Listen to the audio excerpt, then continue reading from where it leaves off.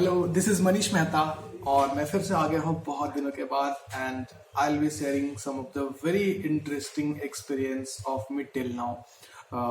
Actually, currently I am doing PhD from Indian Institute of Technology Roorkee और बहुत ही मज़ेदार है यहाँ का लाइफ. PhD का लाइफ अभी तो जस्ट शुरुआत हुई है तो इट्स क्वाइट इंटरेस्टिंग और एक रिसर्च लाइफ बहुत ही मज़ेदार होती है. इन दिनों मैंने कुछ बड़ा ही इम्पोर्टेंट टेक्नोलॉजी को, क्योंकि हमारा काम ये है कि नए नए टेक्नोलॉजी को देखते रहना, सीखते रहना, उसी फील्ड में ऑब्वियसली काम करनी है.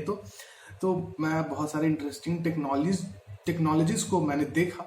सो मैं कुछ टेक्नोलॉजी जो मेरे को बहुत इंटरेस्टिंग लगे और ये even it created some new world for me. मतलब मैंने ऐसा सोचा भी नहीं था कि इस तरीके से अभी का साइंस इस तरीके से आगे मूव कर रहा है. वो मैंने नहीं सोचा था. वो बहुत अच्छा लगेगा आपको ये इस चीज को जान करके. वो टेक्नोलॉजी हम लोग सोचते हैं ना, phone and the drones and वो टेक्नोलॉजी नहीं, मतलब कुछ और ही है, हट के है. आपको अच्छा लगेगा ये जान करके. तो एक तो ये चीज मैं शेयर करूंगा. दूसरा चीज पहले छोटा सा शेयर कर देता हूँ यार कि IITs की लाइफ बड़ा इंटरेस्टिंग होती है. अभी तक जो मैंने देखा एक छोटा सा चीज मैं ये बता दूंगा कि यहाँ रिस्ट्रिक्शंस स्टूडेंट्स की नहीं है. No restrictions for anything.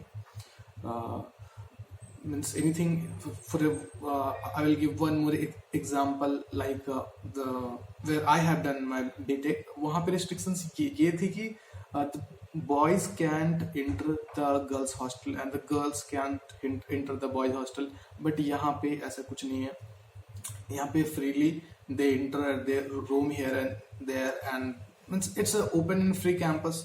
और ये ऑब्वियसली जो फर्स्ट टाइम आते हैं, जो अपने बैचलर्स में इस लाइफ को नहीं ऑब्जर्व किए हैं, वो यहाँ आकर के थोड़ा लगता रहे wow such open campus. And it's not in terms of like boys and girls are just roaming here and there. This campus is open 24 hours. मतलब 24 आवर्स आपको कैंटीन्स खुले मिलेंगे हर जगह पे. आप कहीं भी नाश्ता कर सकते हो. पूरा कैंपस में लोग रात भर गेम्स खेल रहे होते हैं हर जगह. मतलब कैंपस 24 घंटे चहल पहल होती है. So quite interesting. कभी भी आपको ऐसा नहीं लगेगा कि कैंपस सो रहा है. कैंपस, अगर आप जितने दिन तक कैंपस में रहते हो, you will feel very alive campus. अभी तक मैंने बाहर का एनवायरनमेंट नहीं दिखाया. I will show you. Actually अभी क्या है कि मेरा PhD स्टार्ट हुआ है तो I have to do some courses. मतलब मेरे को 6 कोर्सेज करना पड़ रहा है. और क्योंकि वो मतलब शुरुआत के 1 साल में आपको थोड़ा पढ़ाई करना पड़ता है, थोड़ा स्कोर करना पड़ता है. बाकी के आगे रिसर्च प्रोजेक्ट वो चलता है. तो शुरुआत का मेरा पहला ईयर है और ये पहला सेमेस्टर है. ठीक है. एक्चुअली 2 ही सेमेस्टर्स होते हैं, आगे केवल प्रोजेक्ट. तो ये 2 semesters I have to study a lot. और जनरली ये स्टडी मेरे रिसर्च रिलेटेड है, जो मेरे को आगे मैं जिस फील्ड में रिसर्च करने वाला हूँ उसमें बड़ा हेल्प करने वाला है. तो उसमें मैं थोड़ा बिजी हूँ, थोड़ा अच्छा स्कोर करना. और एक्चुअली थोड़ा सब्जेक्ट टफ होते हैं कंपेयर टू BTech, तो इसलिए वहाँ पे ध्यान देना पड़ रहा है मुझे. और इसलिए मेरे को टाइम नहीं मिल रहा है. So I am not able to upload the videos, but I will try to continue after my exams and I will try to share all of my experiences and knowledge जैसा मैं हमेशा से करता आया हूँ. ओके, बिकॉज आई होप मैंने जितना भी वीडियो बनाया है आपको बड़ा हेल्प हुआ होगा. ठीक है. क्योंकि मैं कुछ भी फेक इधर उधर से, मतलब किसी की बातें सुन के नहीं, जब तक मैं किसी चीज को खुद से एक्सपीरियंस और फील ना कर लूँ उस चीज को मैं शेयर नहीं करूंगा. और किसी के एक्सपीरियंस को मैं देख ना लूँ अपने दोस्तों में, मेरे कलीग्स का, तब तक उस चीज को मैं शेयर नहीं करता हूँ. ठीक है. क्योंकि जो भी हो, आप लोग देख रहे हो, जितना लोग भी देख रहे हो, उस कोई ना कोई उस बात को फॉलो करोगे और एक्सेप्ट करोगे और मतलब उससे इंस्पायर होगे. तो वो रियल होना इज मोर इम्पोर्टेंट. ठीक है. तो चलिए, ये तो रही एक्स्ट्रा बात है, but the most important talk जो इसमें मैं करने वाला हूँ that will be related to the technology. So इसमें क्या है, मैं बड़ा ही आश्चर्य रह गया कि अभी का फील्ड जो है टेक्नोलॉजी में कहाँ काम कर रहा है. अभी का फील्ड जो है टेक्नोलॉजी में काम कर रहा है bio inspired technology, that is bio mechanics. तो पहला चीज मैं बताऊंगा जो होगा ब्लड सेल्स. मतलब कि एक्चुअली यार मैं एडिटिंग में अच्छा नहीं हूँ, तो बहुत सारे लोग अच्छा एडिट करते हैं, तो सबका म्यूजिक एंड मैं अपना एक्सपीरियंस शेयर करता हूँ कि बोल करके, तो चुपचाप से आप सुन लेना. I will not able to edit anything, but लेकिन ये वीडियो में कंटेंट अच्छा रहेगा. ओके. तो पहला चीज ये बताऊंगा कि जब किसी इंसान को मलेरिया होता है तो then we will approach to doctor. But अभी का रिसर्च फील्ड में, एक मेडिकल फील्ड में एक इंजीनियर्स जो है वो इंटर कर रहा है, और engineers are doing research in the medical field. मतलब मेरा सब्जेक्ट जो है, मैं ऑब्वियसली डिजाइन से पीएचडी कर रहा हूँ, तो डिजाइन में बहुत सारे चीज होते हैं जो बेसिकली ये स्ट्रेंथ ऑफ मटेरियल से रिलेटेड सब्जेक्ट होता है। अब स्ट्रेंथ ऑफ मटेरियल से ये सब्जेक्ट रिलेटेड है, तो हम लोग इस स्ट्रेंथ ऑफ मटेरियल्स, जिसे हम लोग मैकेनिक्स ऑफ सॉलिड या एडवांस मैकेनिक्स ऑफ सॉलिड, ठीक है, दिस इज बेसिकली मैकेनिक्स, ये पार्ट हम लोग बायोलॉजी में अप्लाई करते हैं और उस फील्ड में देखना चाहते हैं कि वहां पे क्या मैकेनिक्स हो रहा है, उस माइक्रो लेवल में मैकेनिक्स क्या हो रहा है, और उससे कहीं ना कहीं बायोलॉजी का प्रॉब्लम सॉल्व करने की कोशिश करते हैं। Means the engineering is totally going deeper in not in the physical world, in this macroscopic world, in microscopic world। बड़ा अजीब लगता है कि इंजीनियर एक मेडिकल फील्ड में घुस करके कर रहा है रिसर्च, और बड़ा इंटरेस्टिंग है। ऐसा नहीं कि कुछ चीजें दिख नहीं होती, हर चीजें, हर फेनोमेना का बढ़िया एक्सप्लेनेशन होता है। मैं एक छोटा सा एग्जांपल दूंगा। जैसे अभी एक पेशेंट को मलेरिया हो गया, तो उसमें जब मलेरियल पैरासाइट अटैक करता है, तो उसका जो ब्लड होता है, लेट मी शो यू। यार मैं पहले बोल चुका हूँ कि आई am not good at where will be the mosquito, this will be the red blood cell, so this is the red blood cell। ये देख रहे हो, this is the red blood cell, okay। इसका शेप टोरस के जैसा होता है। Torus समझते हो? टोरस ये एक शेप है जो आई होप, ये देखो आपको दिखेगा टोरस, ये देखो टोरस, ये देखो स्फीयर से आप टोरस बना सकते हो, यू कैन सी दैट। थोड़ा देर वेट करो, ये देखो, आई थिंक आपको दिखाई दिया होगा, एक स्फीयर से एक टोरस में कन्वर्ट हो जाता है, just like a shape of a donut. एक रेड ब्लड का सेल का शेप होता है, और जो डोनट होता है ऐसा, ठीक है, वो अपने अंदर ऑक्सीजन कैरी करता है। तो जब उसमें पैरासाइट अटैक करते हैं तो वो एक्चुअली स्ट्रेच ऐसे से होता है, स्ट्रेचिंग कैपेबिलिटी होती है उसके अंदर, ठीक है। तो स्ट्रेचिंग कैपेबिलिटी जो है वो खराब हो जाती है जब पैरासाइट अटैक करता है, तो ठीक है, मतलब उसके स्टिफनेस में चेंज आता है। अपने स्ट्रेंथ ऑफ मटेरियल में, अगर आप मैकेनिकल के स्टूडेंट हो और नहीं भी मैकेनिकल के स्टूडेंट हो, आपने अगर 12th में साइंस लिया है, तो एटलीस्ट इतना फील कर सकते हो कि स्टिफनेस क्या होता है।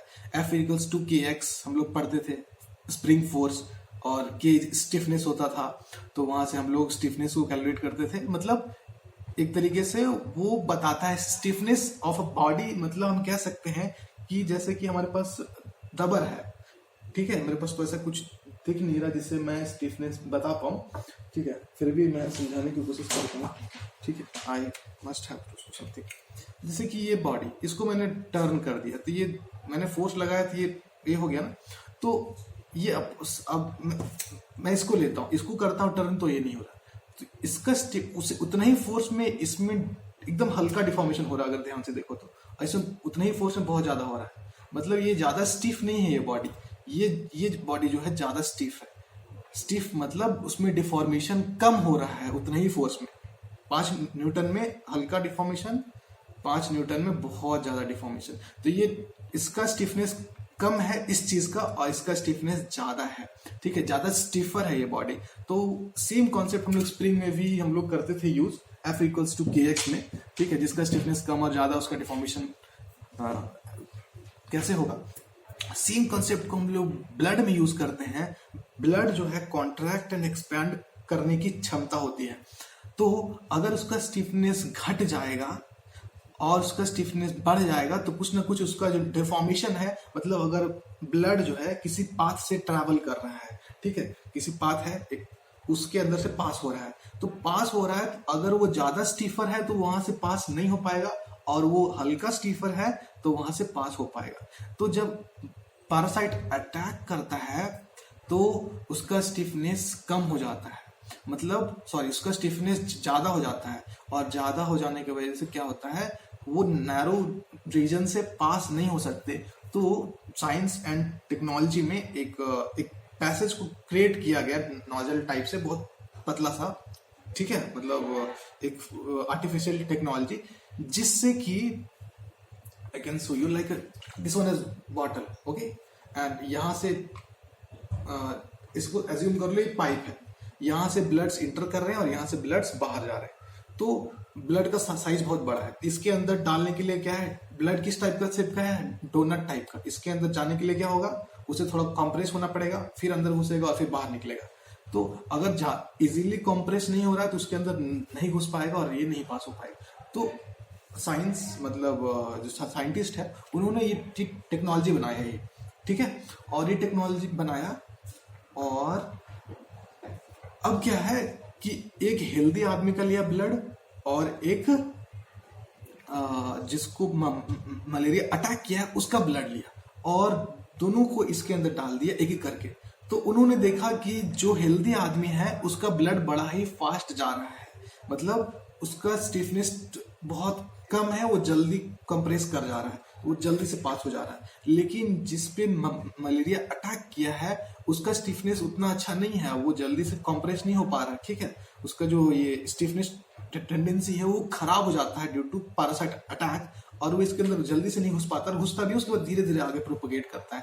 तो एक तरीके से इन्होंने इस तरीके से टेक्नोलॉजी बनाया, इतना बड़ा नहीं, छोटा सा रहेगा वो टेक्नोलॉजी, और it will be like a kit और समथिंग, और किसी को दे दो और पेशेंट का ब्लड निकालो, उसमें डालो, उसका स्पीड देख करके पता चल जाएगा कि भाई कौन सा ब्लड, जो ब्लड सेल्स है, हम लोग उसे सिमुलेशंस एंड कंप्यूटर में देख सकते हैं कि वो कितना फास्ट जा रहा है, उस तरीके से वी कैन प्रेडिक्ट कि किस आदमी को क्या अटैक हुआ है और ये सही में हेल्दी है या नहीं। ये मलेरिया के लिए नहीं, अलग अलग डिजीज है उसकी पेशेंट के लिए भी ये मतलब बड़ा ही हेल्पफुल है, मतलब किसी भी टाइप का अलग अलग फेनोमेन डिजीज के लिए ये जो फ्लू फेनोमेना है, ब्लड जो है, ब्लड रिलेटेड प्रॉब्लम जितने भी होंगे उसमें ब्लड का स्टिफनेस चेंज हो जाता है अलग अलग तरीके से, अलग अलग पैरासाइट की वजह से, और डेटा मेरे पास पहले से होगा तो वो डेटा को कंपेयर करके हम लोग प्रेडिक्ट कर सकते हैं किस इंसान को क्या हुआ है,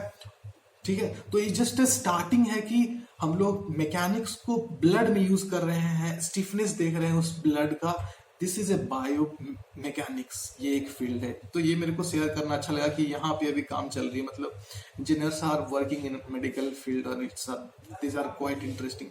बहुत बड़े बड़े प्रॉब्लम्स को बहुत आसानी से सॉल्व किया सकता है। कोविड आया था, उसकी वैक्सीन को बनाने में लोग कितने दिनों से परेशान हो गए, लेकिन अगर उनके पास हो सके, अगर बायो मैकेनिक्स बहुत अच्छा होता, पहले से सब कुछ पता होता कि वो जो मैकेनिक्स वहाँ पे काम क्या करता है, उसका स्टिफनेस कैसे चेंज होता है, वो बेंडिंग, स्ट्रेस,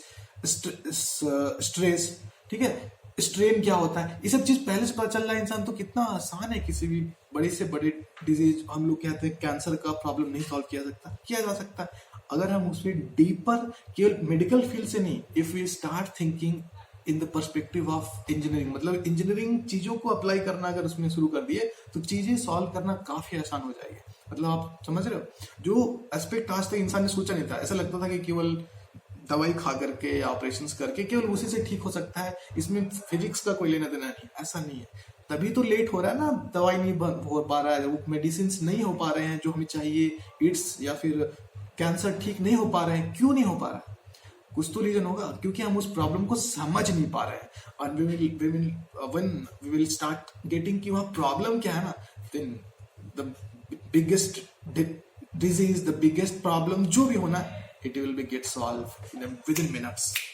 सो ये अच्छा लगा। फर्स्ट चीज मैं शेयर करना चाह रहा था कि मेडिकल फील्ड में how the engineers are getting, ऐसा नहीं केवल इंजीनियर्स घुस रहे हैं, इवन द मेडिकल वाले को भी बड़ा हेल्प करना पड़ता है, क्योंकि अनटिल एंड अनलेस वो लोग हम लोग को हेल्प नहीं करेंगे कि ब्लड कैसा क्या फंक्शन कर रहा है, हम लोग कुछ नहीं कर सकते। So both are doing in collaborations, okay. So ये एक चीज। दूसरा चीज मैं शेयर करना चाहता हूँ, वीडियो बड़ा हो जाएगा, कि बस इसे छोटा सा रखूंगा, कि मॉस्क्यूटो देखो आप, where is mosquito, where is mosquito, yes, mosquito देखते हैं, मॉस्क्यूटो जो बाइट करता है, तो ये इसका मॉस्क्यूटो, आई होप कि आपको दिख रहा हो, ये देखो मॉस्क्यूटो, और उसका जो ट्रंक है ना जिससे वो बाइट करता है, ट्रंक बोल रहा हूँ, उसका नाम कुछ और ही होता है, उसको बहुत ही इनलार्ज फॉर्म बनाया गया है, आई होप कि आपको दिखाई दे रहा हो। तो ये इनलार्ज फॉर्म में बनाने का रीजन क्या है कि इसका जो मॉस्किटो का जो ट्रंक होता है, जिसको वो हाथ में डाल करके ऐसे इंजेक्ट करके निकालता है ब्लड, उस शेप में अभी का साइंस कोशिश कर रहा है कि उस टाइप का अगर नीडल बन जाए तो हमें जो इंजेक्शन से इतना डर लगता है भाई इंजेक्शन नहीं लेना है, और जब मॉस्किटो करता है बाइट तो कोई पेन नहीं होता है, तो उस टाइप का अगर इंजेक्शन बन जाए तो बड़ा आसान हो जाएगा कि लोग आराम से इंजेक्शन दे दो, क्योंकि कोई पेन हो नहीं रहा। मतलब we are trying to design the injection in type of mosquito trunk. Injection के जो आगे का नेडल होता है, हम कोशिश कर रहे हैं कि उसका डिजाइन ऐसा हो जाए कि मॉस्किटो के ट्रंक के जैसा, जिससे वो ब्लड सक करता है और जिस प्रोसेस से वो करता है अगर उस तरीके से करे तो इवन ये कि केवल हमें इंजेक्शन देना, इसके लिए बहुत सारे प्रॉब्लम सॉल्व हो सकते हैं मेडिकल के। तो आप देख रहे हो कि we are trying to design the needles by inspired, मतलब this are the bio inspired technologies. आप इंटरनेट सर्च करोगे तो ये चीज आ जाएगा, bio mechanics, bio inspired technologies. बड़ा इंटरेस्टिंग है ये फील्ड यार। लोग जनरल कंपटीशन एंड ऑल ये सब परेशान होते हैं, इंडिया तो खास करके इसमें परेशान है, बट हम युवाओं को सोचने की जरूरत है। We have to move forward. मतलब अब नेट टेक्नोलॉजी जब तक आएगा नहीं, देश आगे नहीं बढ़ना है, आपस में घूमते फिरते रह जाएंगे, यहीं पे जॉब को यहीं करते रहो। If you wants to expand our domain ना, हमें नई चीजों को जानना पड़ेगा। सो डिजाइन अब कहाँ कर रहे हैं हम लोग? पहले स्ट्रक्चर्स कट करते थे, डिजाइन मशीन्स का करते थे, अब कहाँ से इंस्पायर कर रहे हैं? बायोलॉजी से इंस्पिरेशन लेकर के we are trying to develop some new technologies. आ रहा समझ में? उसी तरीके से बहुत सारे ऐसे हैं यार एग्जांपल्स, जो आप सुनोगे तो you will feel that wow, such a interesting and amazing things are happening. And मेरे को खुद नहीं पता, मैं तो बस अभी कुछ दिन पहले ही इस फील्ड में आया हूँ। मेरे को हर रोज मैं अलग अलग टेक्नोलॉजी से देखता रहता हूँ, और ऑब्वियसली मेरा काम भी यही है, क्योंकि मुझे भी एक दिन इसी टाइप से कुछ बढ़िया करना है। इसी एम में मैं कुछ ना कुछ सीखता रहता हूँ। So in upcoming videos I will share more such things. मैं एक और चीज शेयर कर देता हूँ, जैसे कि ये आपने देखा होगा, ये देख लो आप। आई थिंक हम लोग तो इसे कच्चू बोलते हैं, कच्चू का पत्ता। I don't know what you say here, what is written, I don't know. कच्चू का जो पत्ता होता है उसमें अगर पानी डालते हैं तो यू विल फील दैट उसमें पानी नहीं चिपकता है। तो उसका सरफेस इतना बेटर फिनिश कैसे है?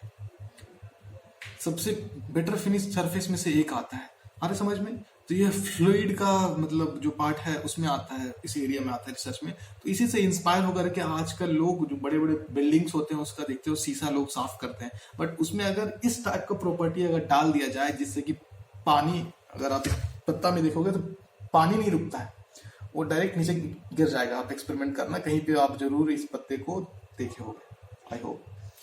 पानी नहीं रुकता उसके ऊपर।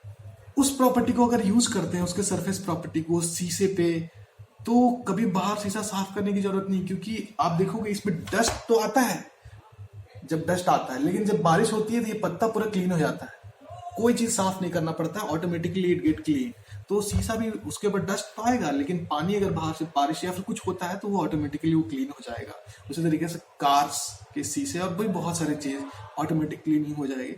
तो इस तरीके से बायोलॉजी से इंस्पायर होकर के लोग नए नए चीजों को इन्वेंट कर रहे हैं। ठीक है, तो इतना ही है। तो ये तो रही टेक्नोलॉजी। अब थोड़ा सा मैं let me show you the outside campus, that how the campus, मतलब मेरा हॉस्टल कैसा है।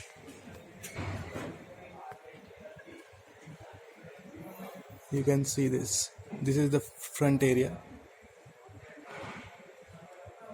बढ़िया ना? This is actually old hostel. Okay, so quite interesting. Okay, so चलो यार, मतलब और भी मैं बाहर की चीज़ों को दिखाऊंगा। अचानक से मैं ये दिखा दिया। Okay, just for having a small feel of outside, क्योंकि मैंने अभी तक कुछ नहीं दिखाया बाहर की चीज़ों को, बट फिर भी चलो इसमें इतना ही। एक चीज, छोटा सा चीज, लेकिन it will make the video big. छोटा चीज बता देता हूँ कि देखो आप, ये देख रहे हो आप, ये देखो रेड ब्लड सेल, ये इसका शेप जो है ना एकदम टोरॉइड के जैसा है। मैंने बताया टोरस के जैसा है। ये देखो इस तरीके की शेप आपने देखा होगा, डोनट शेप। ये एक्चुअली एक ऐसा शेप है, डोनट शेप, मतलब कहाँ आपको शायद दिख रहा हो ये डोनट शेप। डोनट शेप एक ऐसा शेप है जो सरफेस एरिया को कांस्टेंट रख करके अपन, अगर क्या होता है जब मलेरिया मॉस्क्यूटो जब काटता है, मलेरिया होता है तो बुखार आता है, तो टेम्परेचर चेंज होता है। वो टेम्परेचर चेंज होने के वजह से स्टिफनेस चेंज होता है, की वजह से स्टिफनेस चेंज होता है। बट हम लोग क्या है ना, ये टोरस जो है, ये दिख रहा है आपको, एक ये ऐसा सरफेस है जो दिख रहे हैं आपके, ये बहुत सारे शेप्स हैं ना यहाँ पे, एक ऐसा सरफेस है ये टोरस, जो कि इसका सरफेस, एक स्फेयर को उठा लो आप और उसको हीट दो, ठीक है, एक स्फेयर को उठा करके उसको अगर हीट देते हो, then what you will find that उसके सरफेस एरिया को कांस्टेंट रखना है स्फेयर को, और उसे हीट देते हैं थर्मल एनर्जी, तो उसका शेप जो है ना ऑटोमेटिकली चेंज होता जाएगा और एक ऑप्टिमम शेप में आएगा, और वो ऑप्टिमम शेप होगा टोरस। वो अब हम लोग साइंस के डिस्कवरी से, सिमुलेशन से कन्वर्ट करते हैं, बट ये जो ऑलरेडी साइंस में प्रेजेंट है in our blood, this is the shape of our blood cells. And you can imagine कि जो भगवान ऊपर वाला या फिर जो नेचर है, वो पहले से कितना कुछ बना चुका है, हम लोग अब प्रेडिक्ट कर रहे हैं अभी भी। और मीन्स इट्स क्वाइट मतलब अमेजिंग कि ये शेप को हम लोगों ने डिस्कवर किया और वो ऑलरेडी एग्जिस्ट करता है नेचर में, कि वो ऑप्टिमम शेप है उस हाई एनर्जी के लिए। मतलब अगर वॉल्यूम को हमें कम करना है, सरफेस एरिया को कांस्टेंट रख के एक स्फेयर का, तो हम वॉल्यूम को नहीं कम करना है, एनर्जी को कम करना है, सरफेस एरिया कांस्टेंट रख के, तो उसका वॉल्यूम का शेप ऐसा ले लेगा स्फेयर का, तो ये ऑप्टिमम वॉल्यूम होता है, ऑप्टिमम शेप होता है, सॉरी, ठीक है। और ये हमें अब दिख रहा है, और we are trying to just compare with the nature, means we are just trying to compare with the technology by this natural thing, and we are getting that yes। और ये पहले पता था हमें कि ऐसा होता है, लेकिन अब देखने को मिलता है कि इसका ये फिनोमेना ब्लड में हो रहा है, ठीक है। तो मतलब there are lot more interesting things, मैं अभी बहुत अच्छे से डीप में नहीं बता रहा, but I am just trying to do the show you the superficially that how the things are quite interesting in nature, and that's why I'm loving this field a lot, and I will share a lot, I will try to share my experience in upcoming days, lot more things। तो इतना इसमें इतना ही, और भी कुछ अब मैं कोशिश करूंगा आगे आने वाले सारे वीडियोस में I will try to share the technology type of things whatever I will learn in a smaller part, okay। ये थोड़ा बड़ा हो गया, इसमें इतना ही, तो इसमें इतना ही। Thank you very much. You can share कैसा लगा ये वीडियो, मैं फर्स्ट टाइम थोड़ा सा डिफरेंट हट के वीडियो बनाने की कोशिश कर रहा हूँ, so you can share your thoughts. इसमें इतना ही, थैंक यू वेरी मच।